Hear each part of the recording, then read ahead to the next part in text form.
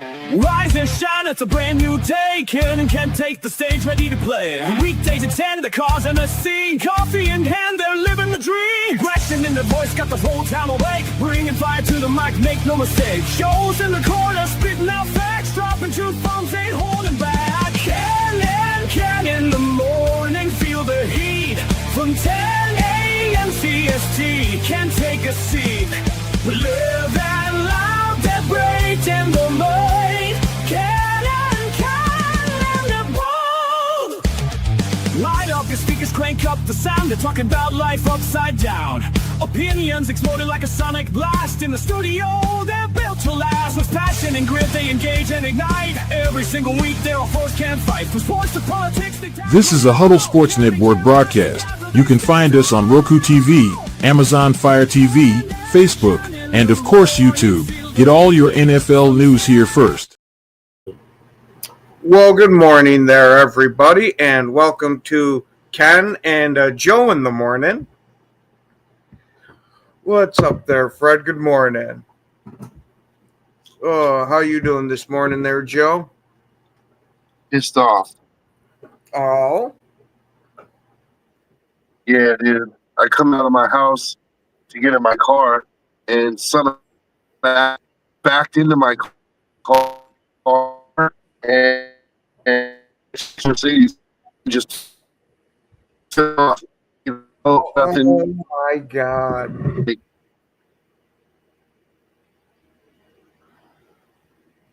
Oh, talk about some absolutely freaking terrible way to start the morning. Holy shit, dude. Hey, good morning there, Paul. Yinzer, I think I didn't even notice it at first. Yeah. My daughter was getting in the car. She was like, "Why is there a scratch on her car?" I'm like, "What are you talking about?" I walk over to the front. Sure enough, there's white paint on there too. Like, so I know it was a white car. And like, so I'm trying to think back on the white cars that were parked in front of my house, in front of my car yesterday. Mm-hmm. Like, dude. Yeah. Yeah. Holy shit, dude. Well, hopefully it's not too bad. It's bad enough to notice. Ugh. And it's going to cost me $500 to get it fixed. Mm-hmm. Gotta fucking love people, huh?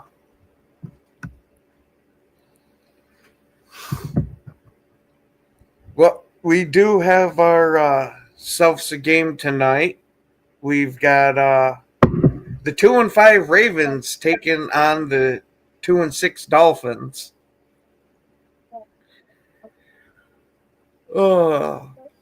This is the first game Lamar will be back from injury.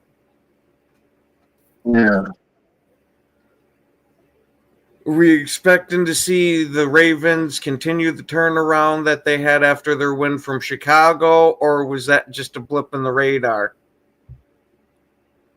Because, man, I don't know if you can trust either team. Tua even played good last week for the Dolphins, had himself a crazy game,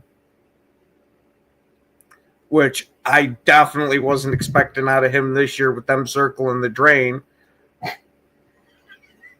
But I don't expect Lamar to be like balling out like his first game back. Well, it's his first game back, but they've kind of waited as much time as they possibly could so he'd be healed up completely. So you at least shouldn't have to worry about an injury risk. It's just how long is it going to take him to knock off that rust?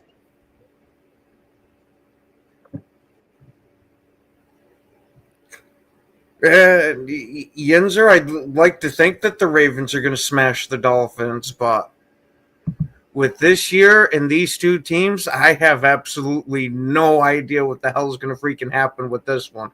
You could tell me it ends up being a 12-9 game, a 37-30 or freaking 40-6, and I believe every one of them.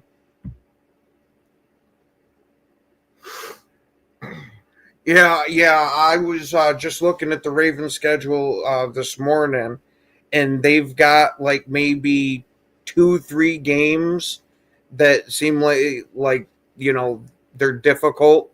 Granted, you still have the Browns and the Bengals, which those are division rivals. Hey, Yinzer, I get it's the Dolphins, but they've even snuck out a couple of wins here. And like I said, Tua actually played good last week, so maybe this turns into a game. I mean, yeah, it could be a game. I don't expect Lamar to be 100%. You know,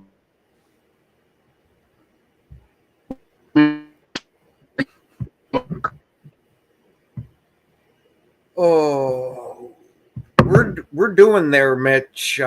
Joe's had a rough start to his freaking day. the internet. Uh-huh.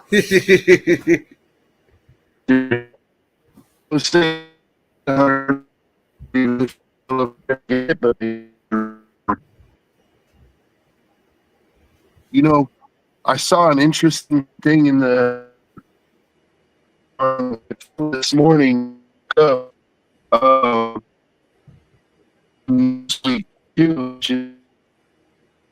You know, Yeah, you're breaking up hard.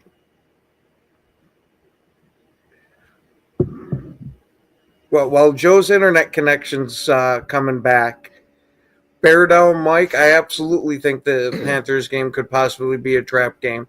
The Panthers this year have shown they've got a lot of fight in them, and it's not the Panthers team we've grown used to the past couple of years. So if you don't come and actually play on your A game, they can sneak out a win against you. Yeah, Yinzer, I'm massively surprised at how the Steelers' defense has been performing this year. You've had a couple of games where you've been the Steelers that we expected, and then a couple of games where you wonder, did the defense even show up on the field?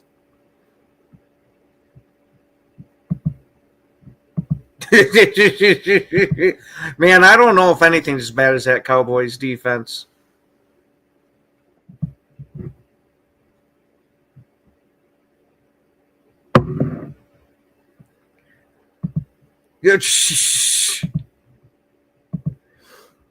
Oh, we might have a Joe. Yeah, Paul. The Panthers are definitely competitive this year. I got to give it to Bryce Young. He has massively turned his career around. Where we were thinking he was going to end up like a Rose in there that was going to be out of the league in a couple of years. And now it looks like he could be a legitimate answer to him. Hey, so I saw an interesting article. I don't know, it's probably going to cut me off again in about 2.5 seconds. But I saw an interesting article in Newsweek this morning because we're coming up on the trade deadline. According to, I think it's Seth Walder from ESPN, he was looking at potential trade candidates, and he proposed this trade. He proposed sort of like, you remember the Brock Osweiler trade? Vaguely, because it's been so long. You remember Brock Osweiler, right? Yes. Okay, so you remember when Brock Osweiler got that big contract from the Texans, and then like shortly after that, they basically paid somebody to get him off their books because that contract was such an albatross. Well, they're Seth Walder thinks that this would be a good move for the Dolphins to get Tua off their books. He actually has them sending Tua and 2 second-round picks to Las Vegas in exchange for a 5th-round pick. Would you be interested in that, knowing the up and down of Tua's play? I said it was an interesting trade, not that I necessarily one I would make. I don't think I would because, I mean, number one, Tua's brain is putty at this point. Like it's scrambled eggs, bro. Like in our offensive line, I don't trust our offensive line to keep him. He's still owed he's owed like $212 million on that contract still. So they were saying that like in the next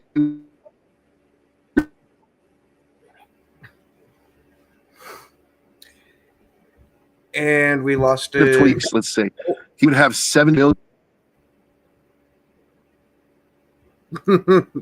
And bared out, and bared out seven- Mike. Bryce Young did practice. And what were you saying, Joe? Now that you're back, I was man. Joe's internet connection hates him today.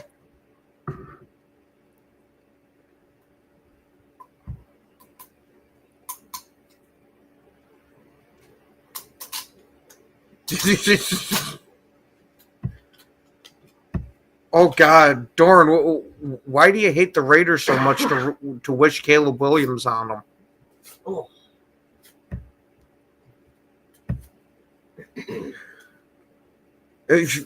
Yenzer, believe me, we could use a corner too.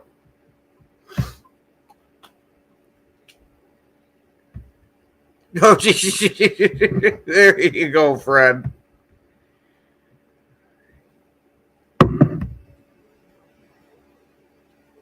Oh. All right. Now we should have a Joe back with full internet connection now. We'll see. No, so anyways, so Tua's still owed $212 million on that contract. Oh. At least maybe it was a $212 million to start, but I thought he's owed $212 on it still. So by the end of 2026, if they were to make this trade, Tua would get about $70 million, almost fully guaranteed by 2026, which is why, in theory, the Dolphins would be giving up 2 second-round picks. It's not that interesting of a trade to me, but the reason I bring it up is because I can see the Raiders doing something like that. They have a shitload of cap space, and you're looking for, draft picks to get younger, to rebuild your team, and 2 second rounders goes. If you hit on those, that's 2 starters, like 2 good starters. Or you can use that as ammunition to move up in the draft and get the quarterback for the future. Yeah, but are you going to do that with Tua on the roster, making 55 million? I mean, you should absolutely. Yeah, I was going to say yes. I absolutely would, because I don't expect Tua to play for a long ass time. I look at him as a bridge quarterback. Right, but then the problem with that is that if he gets injured and now he can't play anymore, you're still on the hook for that guaranteed money.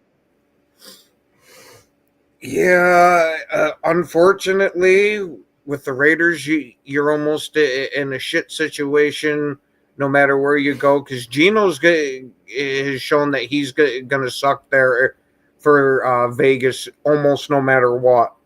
And if you bring in Tua, you got that cap hit, but maybe you can be competitive with him. I don't want Tua. See, I was just bringing that up because I thought it was interesting that Newsweek put this out.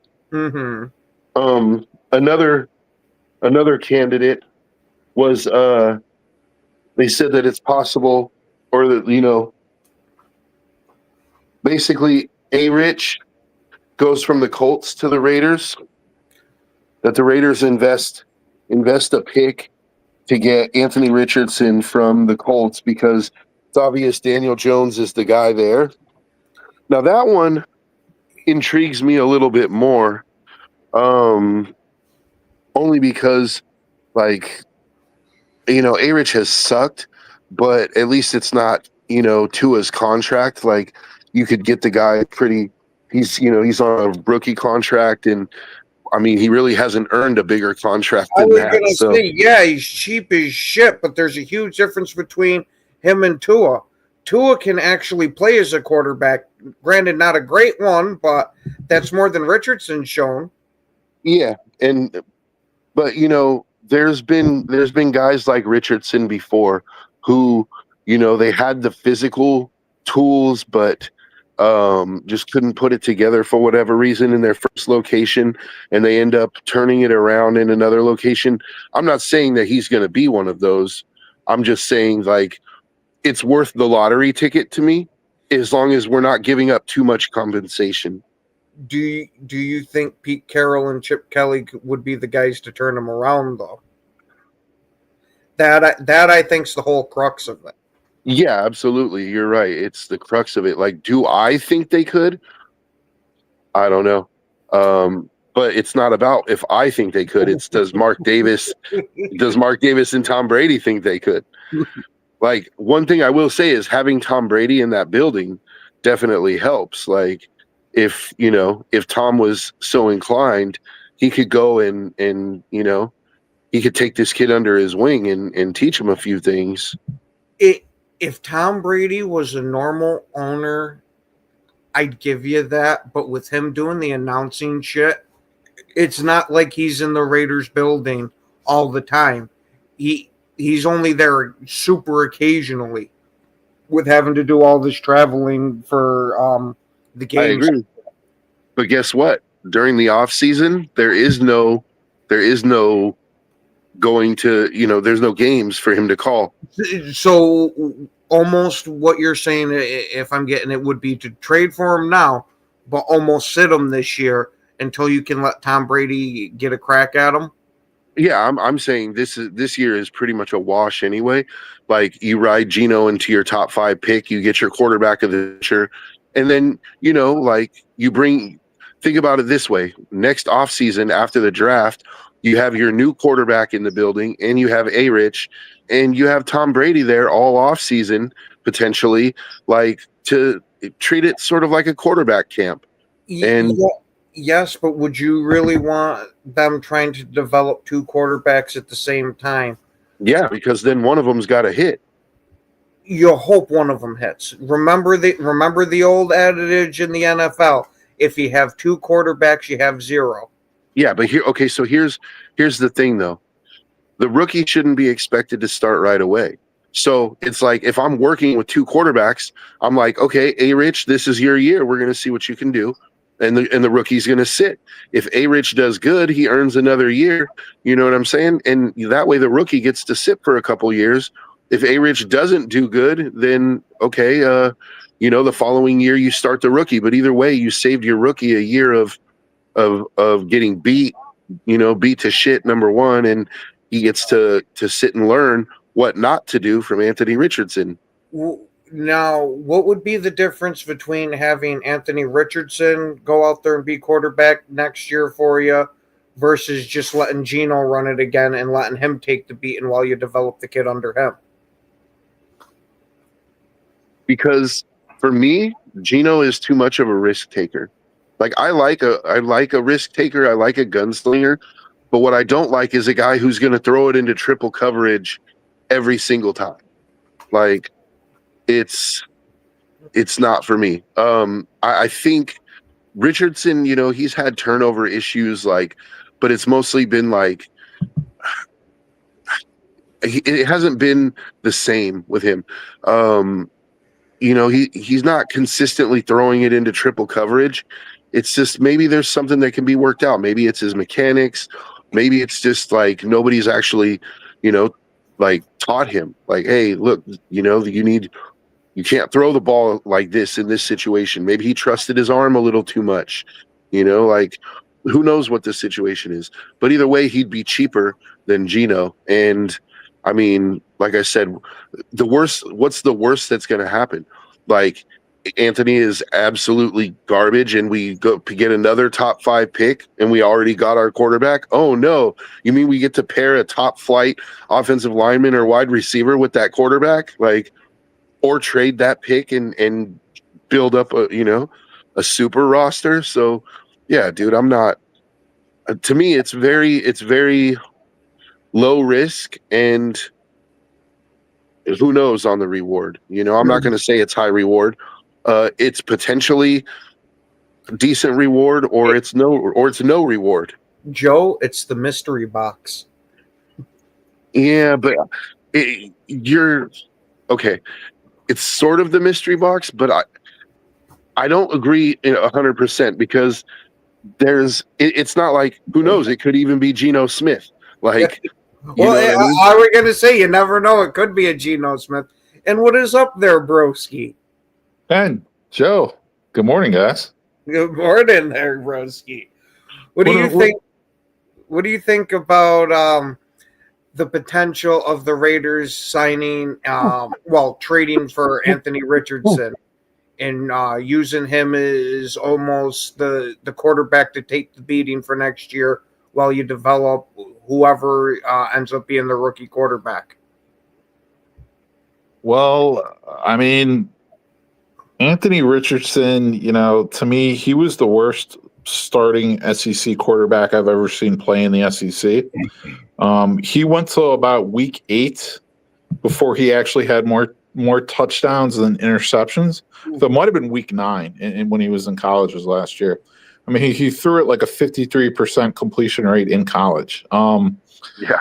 He was god awful. Like this includes quarterbacks on Vanderbilt, quarterbacks on Mississippi's, like you know what I mean, state, like any SEC school, man. Like he's literally the worst quarterback I ever seen.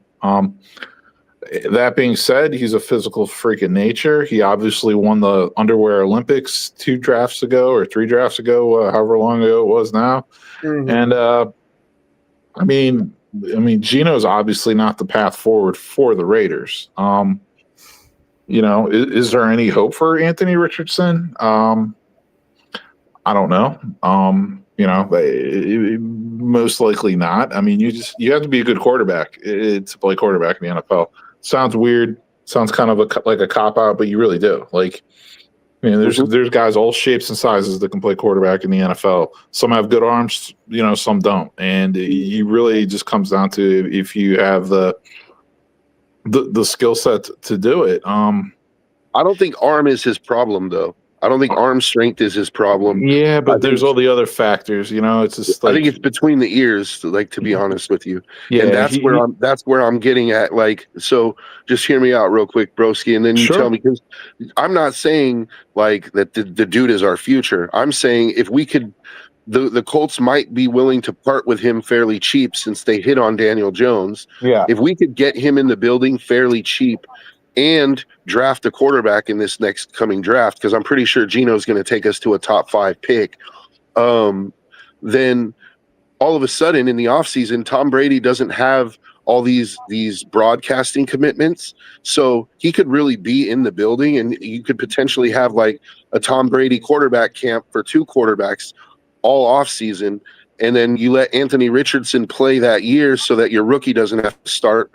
And, it's really a win-win, because if he dicks the dog, you're in another top 5 pick and you already got your quarterback sitting on the roster. If he actually pans out and plays well, then you got a solid bridge and you can sit your quarterback a little bit longer and really make sure that he's got the game before you put him in there. You could pull a Jordan Love kind of situation out of it. And I'm just thinking, I'm just thinking that could Tom, I'm wondering. Could Tom Brady teach him something? Someone who's I hear what you're saying. I mean, it's a logical approach or thought process. He has so much natural gifts, so many natural gifts, so much physical talent. It's like, damn, there's got to be a way to harness that and to develop that and turn it into like a product you can put out on the field. At worst, he would maybe be just like a developmental backup quarterback who you can bring in and he could be really good. And maybe, he's that quarterback you run on 2-point conversions or something like that too. I mean, I have been hearing that the Vikings are very interested in trading for Aiden O'Connell. That Kevin O'Connell actually really likes Aiden O'Connell and thinks he can make him into a quarterback now that he's back from his broken wrist. Joe, who is the current Raiders backup quarterback? Kenny Pickett. It's Pickett. That's right. That's right. Yeah, but Aiden O'Connell, I would assume Aiden O'Connell will probably take the second spot again, the backup spot, unless they trade him. I mean, he's trade bait at this point, Yeah, definitely. I always thought he had some potential, but who knows? Yeah, for the Raiders, it's just like, hey, you know how it goes, man. I'm a Bears fan. Like, we haven't had a quarterback since forever, so yeah, you got to find that quarterback in any means necessary. Rolling the dice, if you don't have to give up too much to get Anthony Richardson and sit him on the bench behind a proven veteran, maybe with a good quarterback coach on the team. So it's probably not the worst move, but it's not going to be like an immediate, like, short-term answer to anything. That's for sure. No, and I'm not looking at it that way. Like I said, like, for me, I don't expect it to work, but I'm intrigued enough by the possibility that maybe Tom Brady could help fix his mental aspect of the game. Yeah. Like, at least teach him some things where you could get decent performance out of him for a year, maybe two, while you sit your rookie quarterback. And then once your rookie's ready to go, you have a solid backup that has already performed somewhat decent for you, right? Like, and he's a freak of nature athletically. So it's like, that's where I would prefer to have Anthony Richardson, is like basically, as my backup that could come in for a 2 or 3 game stretch and maybe win one of those games, maybe two, if he improves drastically. But yeah, I'm looking at it more of him taking the beating while we fix our offensive line, and Yeah, no, I hear that. and he might make it fun because he can I don't know, he might make it interesting, as far as, like, we won't be winning games, but at least they'll be fun to watch, because right now Geno's just not fun to watch. Like, you just know every time he drops back, oh shit, he's going for the deep ball and he's going to throw it into triple coverage and it's going to get picked. Not to be a party pooper here, Joe, but isn't Anthony Richardson known for the same thing?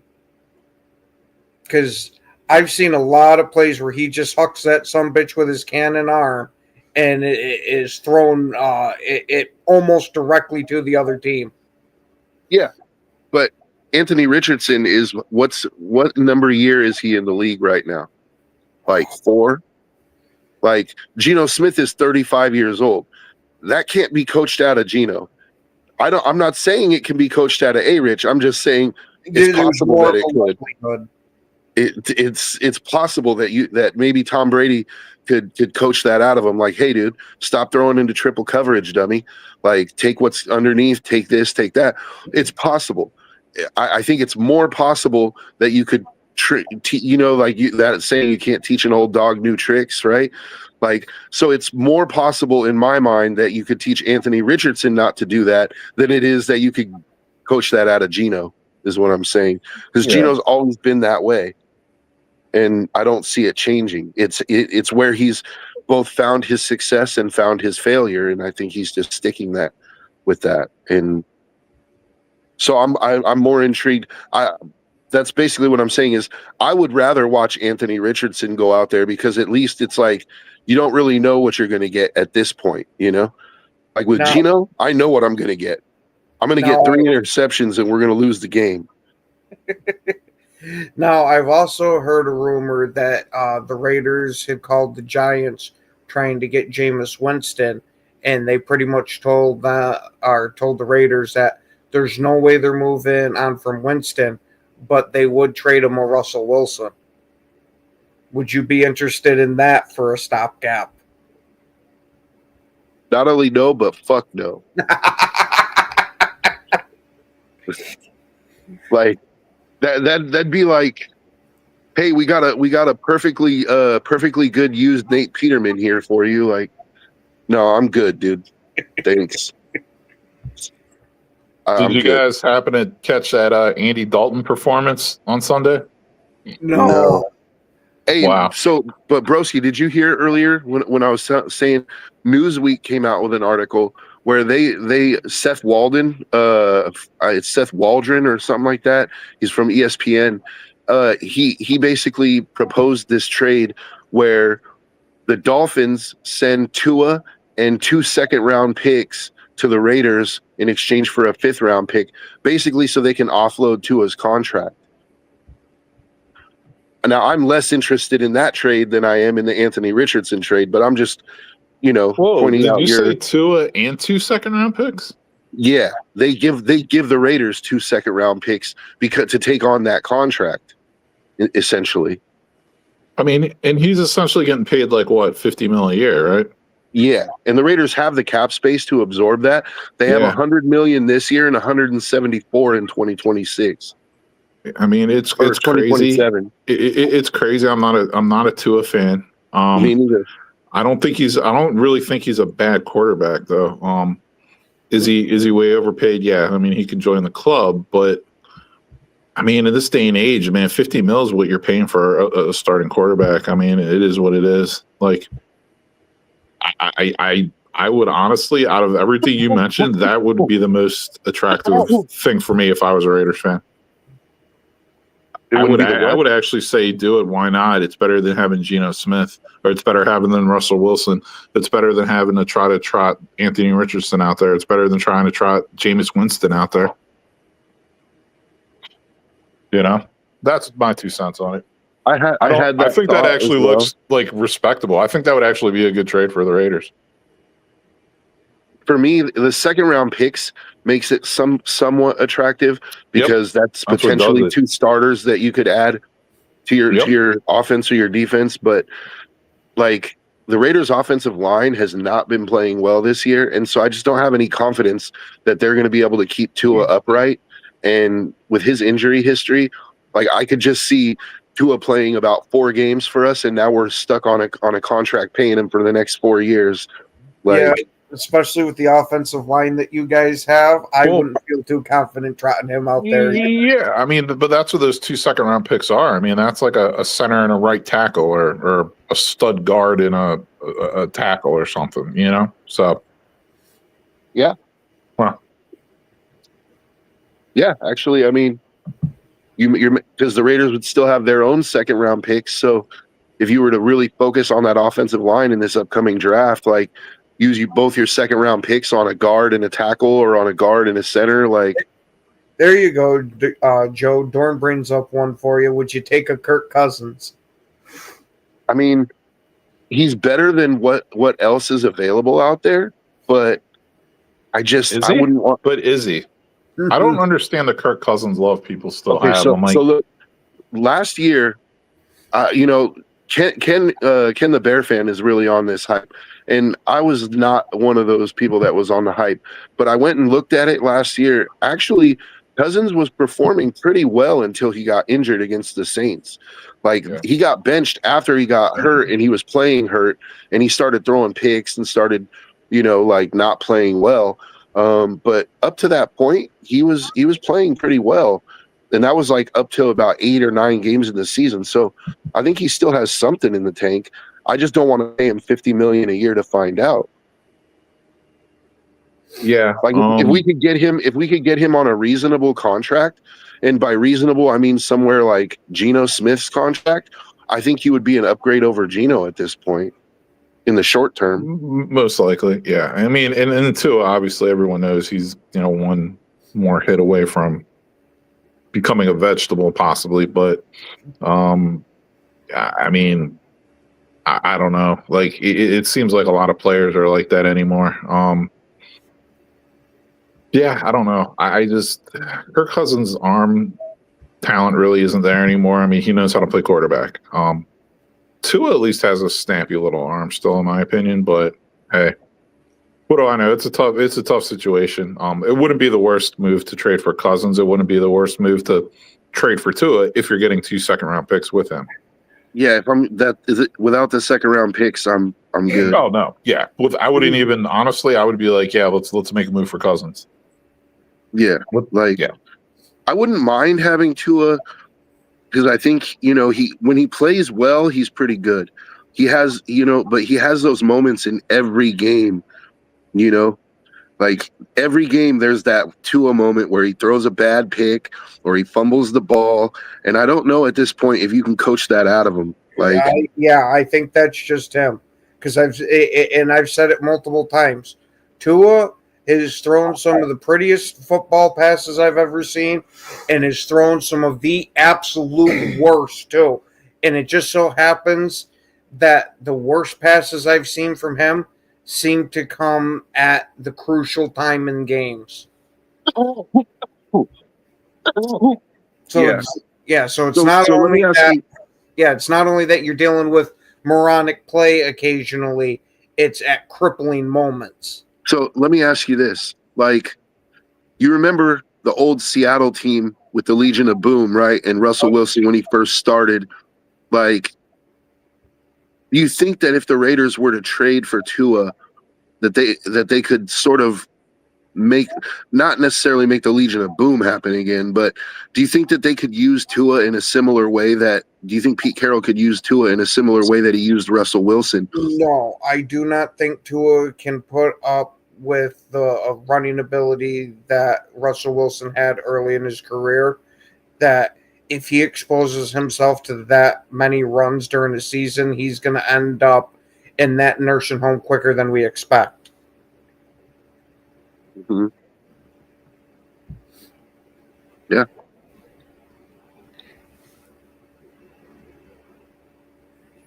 In Wayne, you got to say they're around the same caliber of player.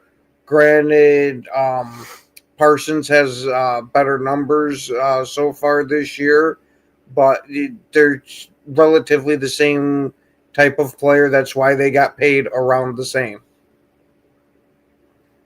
Yeah. They're both top 5 guys. Yeah, Mm-hmm. gotta give Hutch credit, man. Gotta give him respect, dude. He snapped his freaking leg in half last year, and he's back playing, in my opinion, a Pro Bowl level. So Absolutely. And I honestly expected this year to kind of drag by a bit for him because of the whole muscle atrophy aspect of it. But that guy had to have been rehabbing his balls off because you don't see too much of a difference in him. Granted, the first game or two, he looked a little slow, but he seems to now got his feet back under him. I agree. Not as slow as I thought he would be. You know what I mean, right off the jump. So yeah, he's having a good season. Like I said yesterday, I think I do think Parsons is a better, slightly better player. And yeah, they're both. I mean, dude, they're both elite at their position. Let's not kid ourselves, Mm-hmm. Yeah. So I mean, that's what you're paying. You're paying quarterback money to the elite defensive ends. I mean, that's No. No Tyrod Taylor? No Tyrod Taylor. Thanks. you trade for Justin Fields there, Joe, because we know he's so good. Don't say that because Joe actually likes Justin Fields. What did I say before the season about the Jets? What did I say multiple times? You guys want to see something funny this season? You watch the Jets. I think it's hilarious. The Jets to me are an intriguing team though. Like they're losing games, but they're losing them like they're losing close games for the most part, and they're playing really hard. They're dealing with some injuries. Like I really think that every bad bounce that could have happened to them has happened, and I expect next year that they'll regress towards the mean and they'll actually win a few of those games that where they've lost on bad bounces this year. I think they'll get those bounces next year, and I think they'll actually be. I don't know if Fields will be their quarterback next year. That's what I was just gonna say. If Fields is their quarterback, that's not gonna happen. Yeah, I think the Jets players really do like Aaron Glenn, and they play really hard for this guy. But like you guys, I don't know if Justin Fields is the answer there for him. I'm not saying he's not. I'm saying that I don't know if he's going to be the quarterback. I'm not saying he shouldn't. Like, I think Justin Fields, like, if you look at the way the Jets offensive line has played this year, no quarterback could go in there and have success, man. Like, he could be. Nobody has that Jets team with a winning record right now. Like, in my opinion, not even Josh Allen. Like, I think Josh Allen, he will definitely win more games than Justin Fields, but like, you know, they might not be 1-7, they might be 3-5, but like that offensive line is just terrible, dude. Oh yeah, and then just think that that's a high-priced offensive line that they bought in free agency. Yeah, and that I would totally argue with you. I think it's the same old Justin. He makes the offensive lines look bad wherever he goes. But anyway, I don't want to turn this into a busted field goal Jets combo. I was going to say, Ken, you know what's intriguing to me? Joe used the term intriguing. You know what's intriguing to me? One of those modern toilets that wipes your ass and scrubs your balls for you, and has like Bluetooth built into it, and you can stream, it has speakers, you can stream music through it, and it takes your heart rate and your blood pressure as well. That's intriguing to me. Well, Broski, I don't know how you got on that, but thank you for sharing that with us today. I needed a good laugh. Very, very intriguing to me. Yeah, go buy one. Let us know how it works out. I was gonna say Broski will be on, and you'll hear a rumble in his voice from the fucking vibrating seat. This thing's fucking awesome, guys. Yeah. You'll hear like the scorpions in the background. It's like rock you like a hurricane while he's taking a shit. Or another one bites the dust or something. Oh God! Oh shit! Fields didn't make the seal. Yeah, well, he actually did, because like the defense carried him in those games, and he played so well. As soon as Russell the Muscle or Danger Russ was ready, Tomlin just said, "You're on the bench, Fields." And then instead of signing him after the season, Tomlin's like, "Yeah, we're gonna punt on you, man. We're not even gonna give you an offer." Yeah, but like, to me, that was, I don't know, man. That was a mistake. Because Justin Fields had him at 4-2. I think Justin Fields playing quarterback is a mistake. I think he should become. I think he'd be the next Derrick Henry if he played running back. But then he'd only make like a quarter of the salary he's making now. Broski, I am 1,000% with you. I think if he switched to running back, he would be one of the top running backs in the NFL. Or maybe receiver. He's fast enough, like maybe a Terrell Pryor, where he could go and play receiver. The problem with that is he can't learn he doesn't have the capacity to learn the routes. That's his problem. Yeah, I was gonna say he might end up as an MVS. Got all that speed and can't do nothing with it.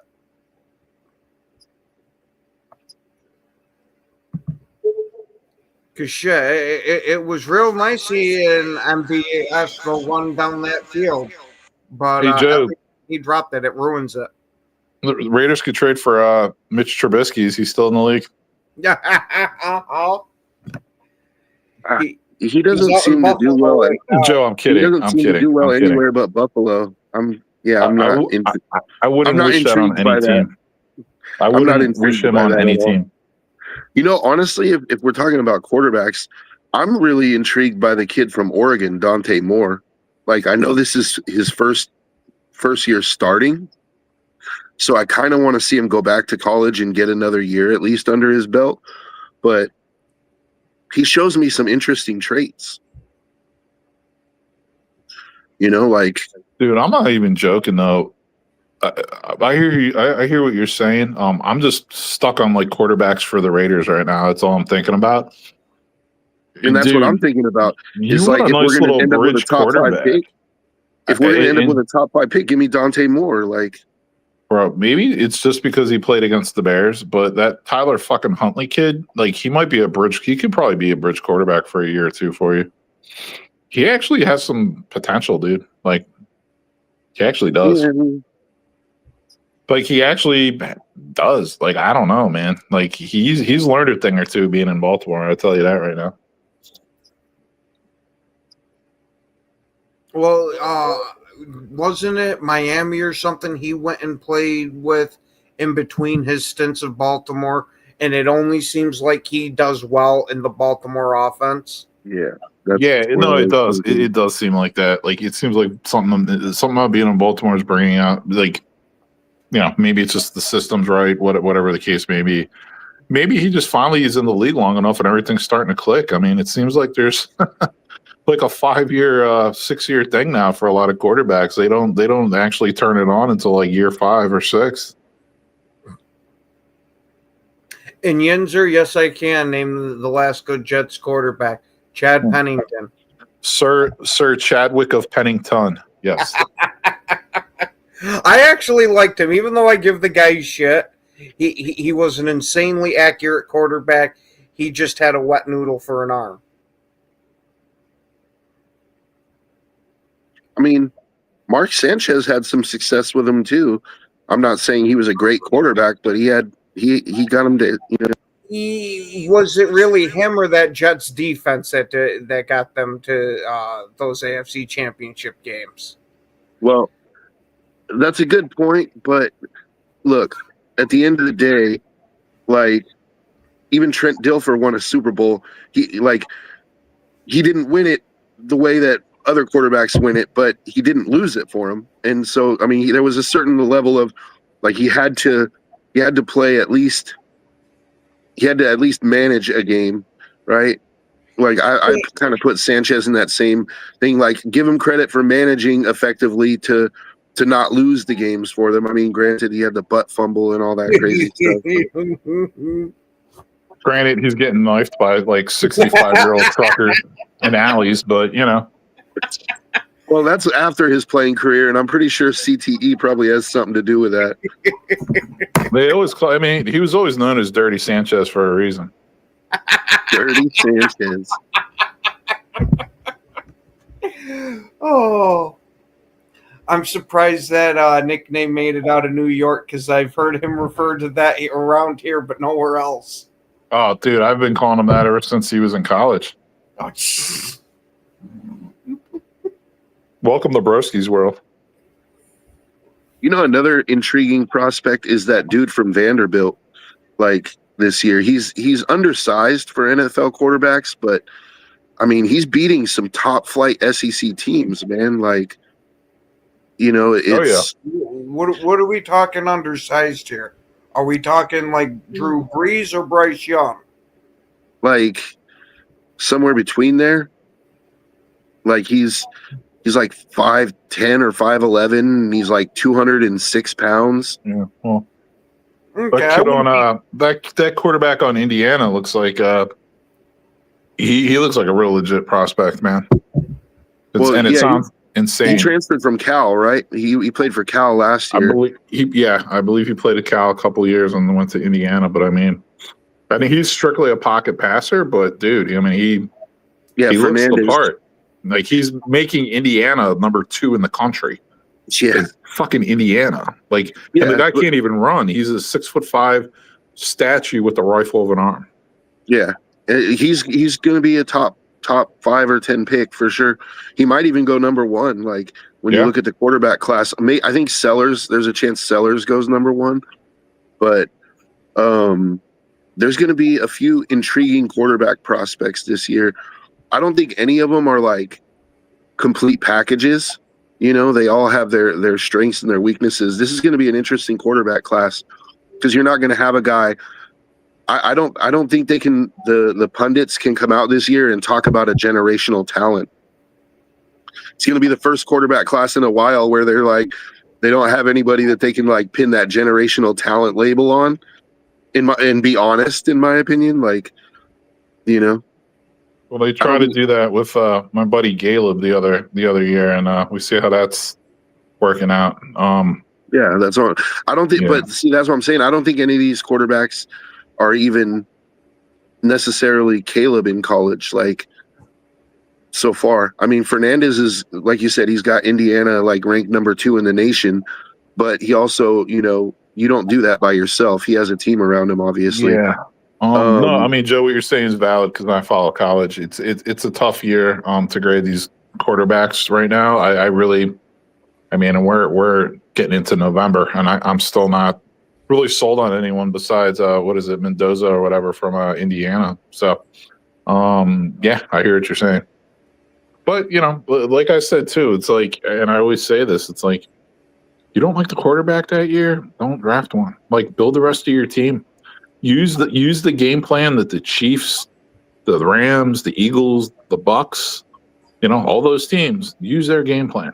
Like, build the rest of your team, then find your quarterback and drop them in, and you're good to go. Yeah.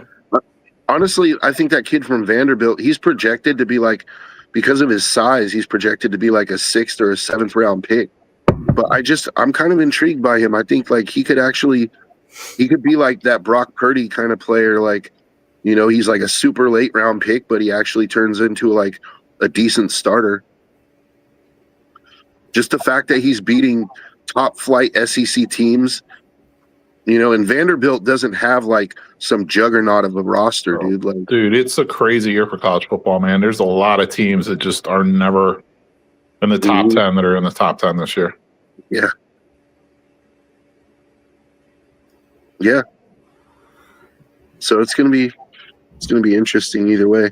The Raiders get Brock Bowers back this week, so I'm hoping that we'll at least see something resembling football.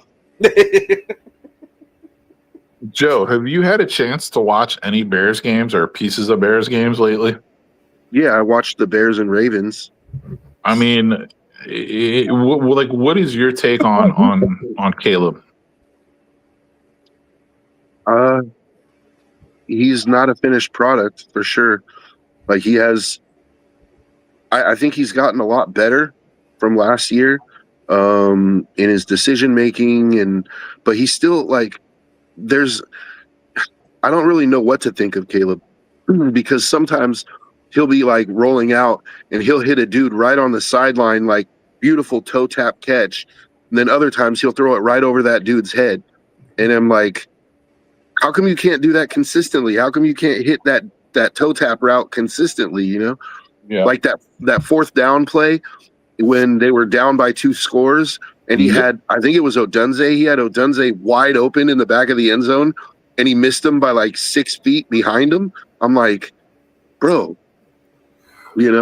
So to me, Caleb he's progressing. Definitely, I think having Ben Johnson has helped his game, but he still has work to do.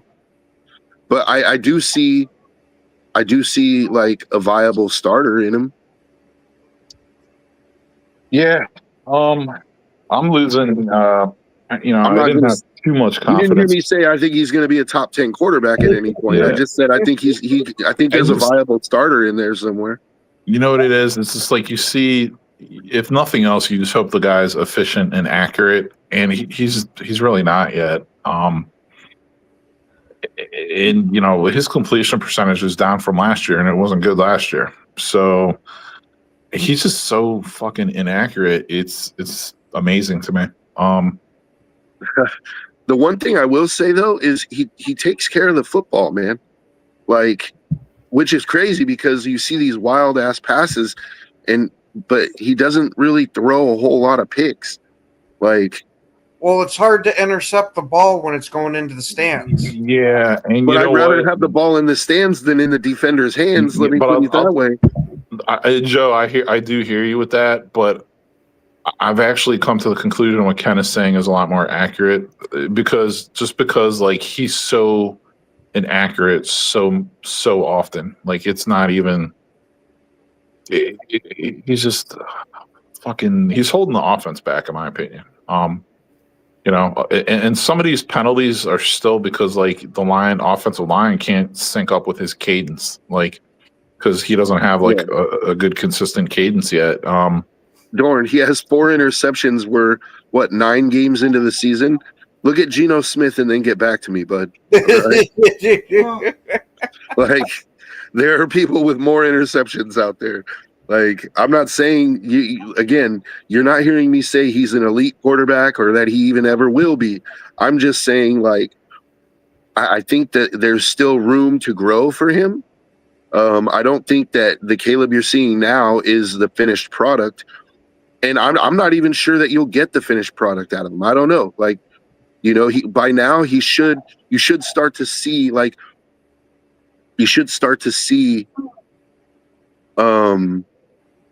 it's like Jordan Love, right? Like, he had a rough first half of the season. Then the second half, you really saw him turn it on, right? Then his second season, it was kind of down, but it was like still better than Caleb. I'm waiting for Caleb to like establish himself, like Kind of of what like how he's you're gonna seeing be. Buck do this year. Yeah, like, but not. I don't expect him to be as good as Love, but I'm just saying, like I want to see. I'm waiting for Caleb to show us what he is, what he's gonna be overall. Like, I don't think we're there yet, and I don't know if we're gonna get there. But I'm kind of like, I think that there's still potential there that's untapped, and I think the more time he spends with Ben Johnson, that, like, it gives him a greater chance of achieving that potential. But even at his greatest potential, I don't see him ever being an elite quarterback. That's all I'm saying. Like, I think he could be a top 15 guy, like middle of the pack is like his ceiling for me. But right now, I don't think he's a top 15 quarterback. I think, he's somewhere in the 20s. Like, he's not the worst, but there's a lot of guys better than him.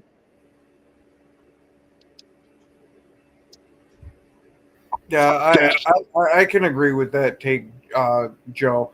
It's not like he's making all these wow type of throws right now to where you can kind of cover up for the inconsistency stuff. Granted, he does still make some wow ones that give you hope with him because he does have a lot of talent. It's just, when is it all going to come together between the ears for him? I think that's the major thing for him. Because if he can figure out the football IQ aspect of it, I think he could turn into a decent quarterback. Damn, he said 29 at best.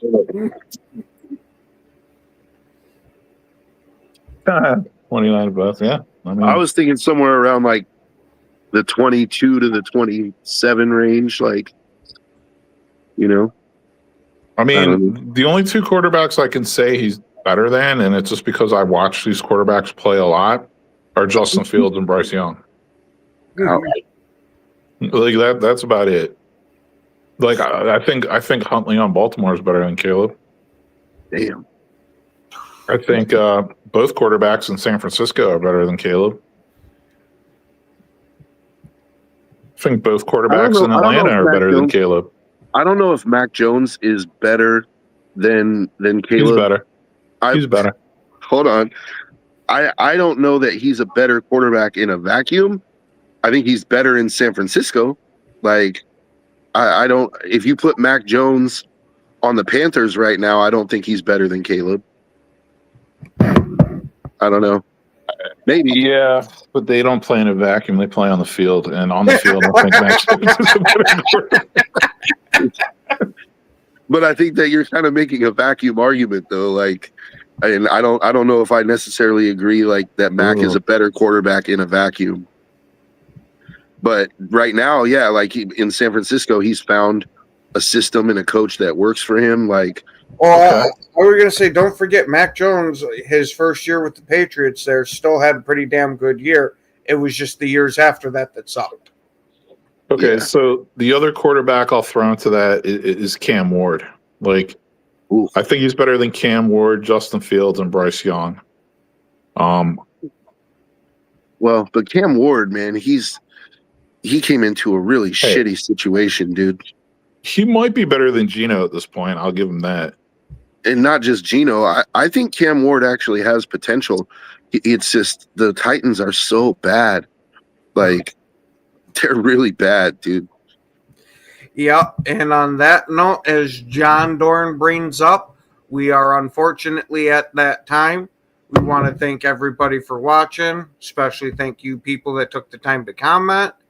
Thanks for Broski and Joe joining me today. Have yourselves a wonderful rest of your day. And just for Broski, as always, it's go, pack, go.